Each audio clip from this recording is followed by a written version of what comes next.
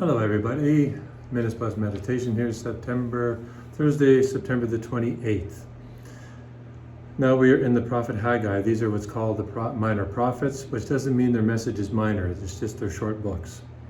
And they're not as big, as it were, as Jeremiah and Isaiah, but they are, every prophet is important.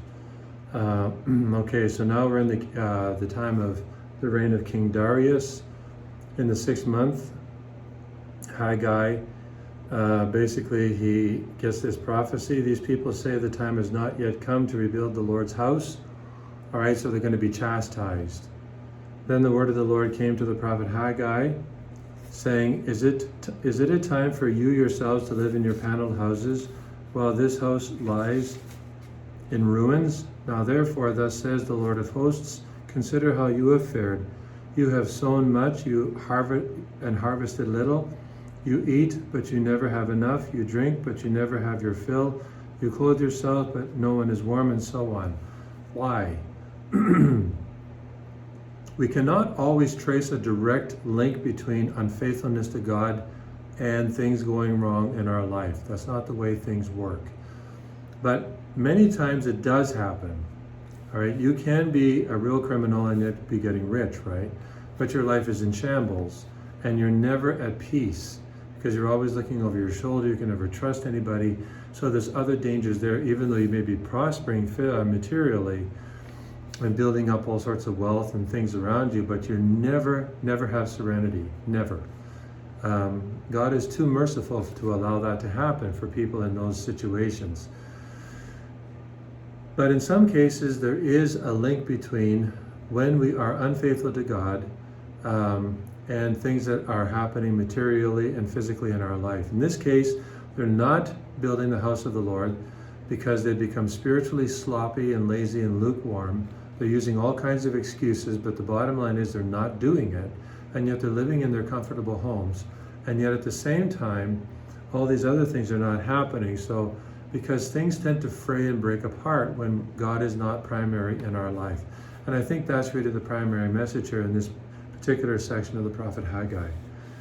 So you and I need to detect, where am I being unfaithful to the Lord, and as a result, things are just kind of beginning to fray at the edges, and maybe they're getting closer to the center of my life as well. Over to the Gospel, Luke chapter 9, verses 7 to 9. Herod the ruler heard about all that Jesus had done, and he was perplexed, because it was said by some that John had been raised from the dead. They were superstitious, and they thought John would rise from the dead. Some thought he was Elijah, had appeared, or like one of the other prophets, but Herod said, John I beheaded, but who is this about whom I hear such things? And Herod tried to see Jesus. What's important for us is, aside from Herod's, whether he was superstitious or he was feeling guilty, there was a sense of guilt in him, because again, God is too merciful to let us off the hook. He murdered John. He knew John was a holy man, but his lust and so on led to John's beheading. But with Jesus, he tried to see Jesus, but for all the wrong reasons.